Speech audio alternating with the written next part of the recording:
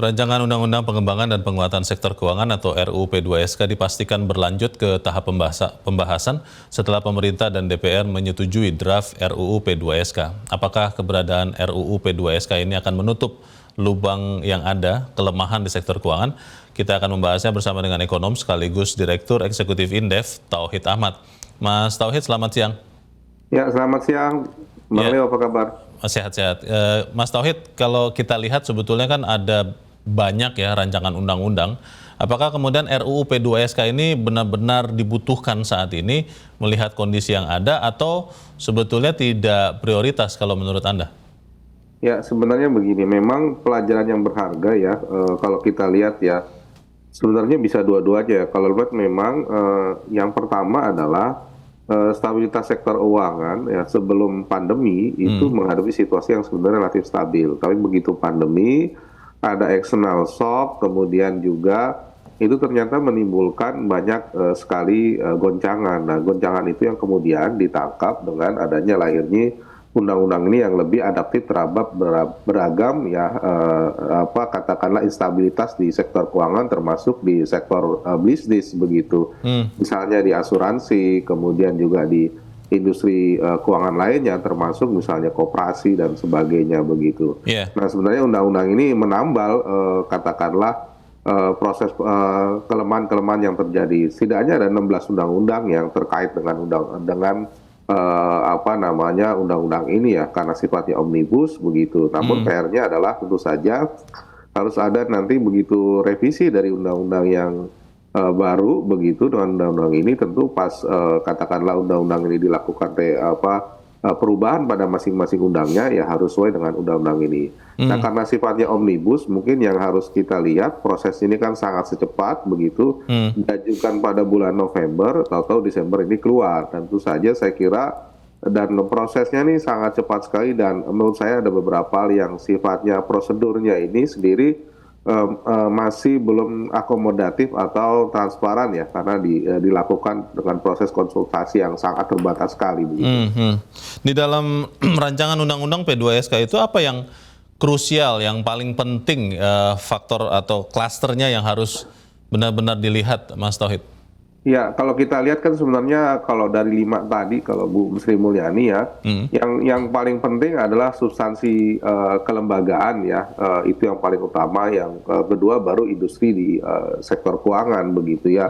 Kelembagaan ini mengatur bagaimana tugas ruang lingkup ya, KSSK ketika sistemik atau tidak, kemudian tugas undang LPS, kemudian keanggotaan DPR LPS termasuk OJK, keanggotaan Dewan OJK termasuk mungkin juga Dewan Gubernur BI dan juga badan supervisi dari masing-masing lembaga tersebut. Yang penting juga yang baru misalnya di kelembagaan mengatur mengenai mata uang yang termasuk kemarin kita lihat bagaimana mata uang digital juga masuk, termasuk CBDC yang juga muncul begitu, termasuk misalnya TPPU. Jadi ada hal-hal baru yang belum masuk dalam undang-undang sektor masing-masing yang kemudian dilengkapi dengan undang-undang ini begitu. Nah, sementara kalau di industri memang ini banyak sekali yang merevisi, memperbaiki, misalnya di perbankan syariah yang baru, misalnya isu konglomerasi keuangan, dan juga memperbaiki misalnya untuk pasar modal, pasar uang, pasar valuta asing, sampai dana pensiun ya. Nah, itu saya kira itu banyak sekali. Nah, termasuk misalnya yang baru adalah inovasi teknologi sektor keuangan ya, yang saya kira juga menarik adalah di situ ada konglomerasi keuangan begitu. Ini istilah yang cukup menarik begitu. Nah, ini yang saya kira banyak sekali yang tadi saya bilang karena waktu cepat sebenarnya belum ruang untuk melakukan pendalaman termasuk pengkajian dan konsekuensi ke depan nih yang seharusnya bisa dibuka ke publik jauh lebih luas begitu. Ya, tadi Mas Tauhid sudah sebut juga ini kan metode pembentukannya menggunakan metode omnibus law ya. Untuk orang-orang yang belajar hukum sebetulnya agak kurang cocok dengan sistem hukum sipil yang berlaku di Indonesia, karena itu biasanya adalah cara yang lazim di negara-negara yang menggunakan sistem hukum common law, Amerika Serikat, Australia, dan beberapa negara lain. Tapi kalau kita melihat isinya sendiri, ketika ada penguatan lembaga-lembaga keuangan, banyak orang yang menyoroti sebetulnya Salah satunya adalah Otoritas Jasa Keuangan, Mas Tauhid. Ketika ada beberapa kasus besar asuransi di situ misalnya, mereka malah minta sebetulnya penguatan dari pengawasan asuransi ini. Apakah memang lebih baik memperbaiki atau memperkuat lembaga-lembaga ini saja, kalaupun mau diubah undang-undang masing-masing, atau membuat satu undang-undang yang sifatnya gelondongan seperti ini, Mas Tauhid?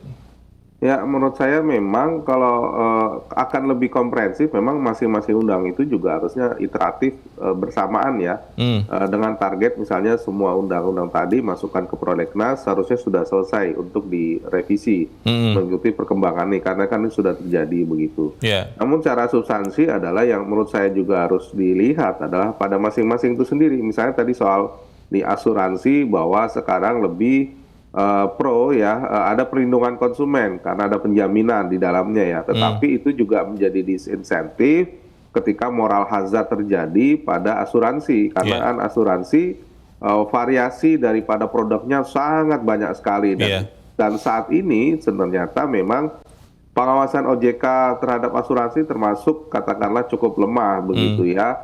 Dan memang harus diperkuat, tetapi bukan serta-merta bahwa itu dijaminkan seluruhnya, karena ada unsur tadi ya, ekspektasi, ada juga investasi yang mungkin ada unsur gaming di situ, sehingga khawatir kalau itu nanti dijaminkan justru akan membuat citra buruk pengawasan di dalam sektor asuransi begitu. Ada beberapa pendapat mengatakan bahwa sebenarnya rancangan undang-undang P2SK ini untuk memperkuat bukan sinergi, tapi memperkuat beberapa lembaga yang membuat atau mengusulkan undang-undang ini. Saya rasa Mas Tauhid paham, tapi pertanyaannya adalah apakah benar demikian atau itu hanya kecurigaan saja, Mas Tauhid?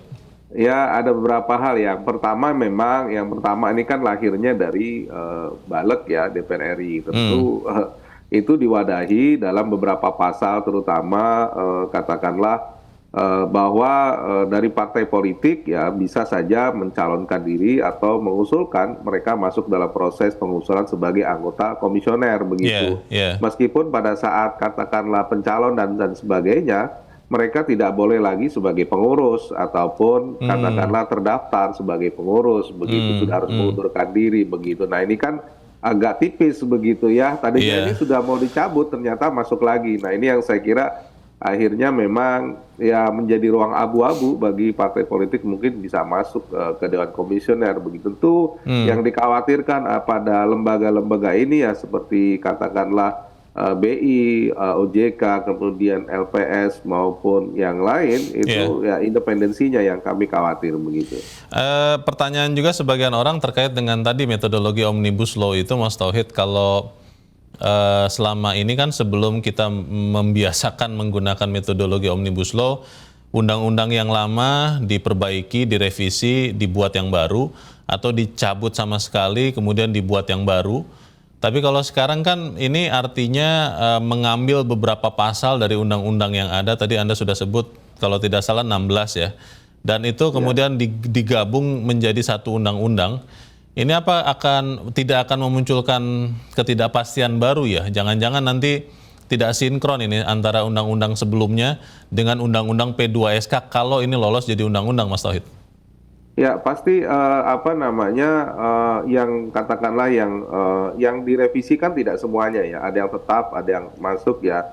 Nah memang akhirnya yang katakanlah tidak dimasukkan revisi atau perubahan, otomatis dia masih berlaku begitu. Nah ini yang masalahnya adalah orang kan akhirnya melihat yang undang-undang yang lama itu menjadi seperti tidak punya power begitu ya. Orang akan melihat ini begitu. Nah sementara ada kekosongan begitu ini diterjemahkan menjadi katakanlah peraturan pemerintah atau peraturan menteri. Nah pasalnya Undang-Undang Omnibus Law harapannya tidak ada lagi regulasi pada tingkat yang di bawahnya.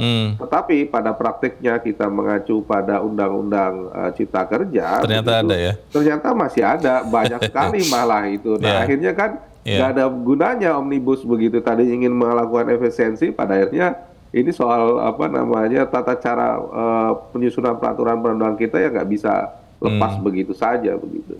Kalau Anda lihat ini kan baru dilolos tahap pertama ya, sampai kemudian bisa dibahas di paripurna atau disetujui untuk jadi undang-undang, itu akan secepat prosesnya tadi Anda sudah katakan Mas Tauhid dari November ke Desember, atau akan makan waktu yang lebih lama?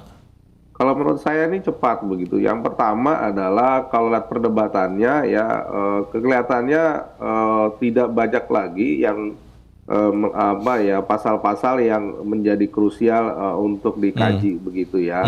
Itu yang pertama. Kalaupun ada ya hanya 1-2 fraksi yang katakanlah cukup kuat mempertahankan agar itu dirubah. Baik. Sehingga pada paripurna akan cepat. Yang kedua adalah undang-undang ini kan tidak langsung bersentuhan direct ke publik ya, tapi ke kementerian, institusi yang sifatnya antara, sehingga publik nggak melihat ini satu hal yang strategis begitu. Nah ini yang kemudian pengawasan dalam proses pembahasan, penetapan sampai nanti pengembusan di paripurna menjadi kurang menarik begitu. Padahal ini sangat strategis dalam banyak hal begitu ya. Baik, kalau begitu nanti kita ikuti saja perkembangannya seperti apa rancangan Undang-Undang P2SK ini. Untuk saat ini terima kasih Direktur Eksekutif Indef Tauhid Ahmad sudah mencerahkan kami siang ini. Selamat siang Mas Tauhid. Selamat siang Mas Leo.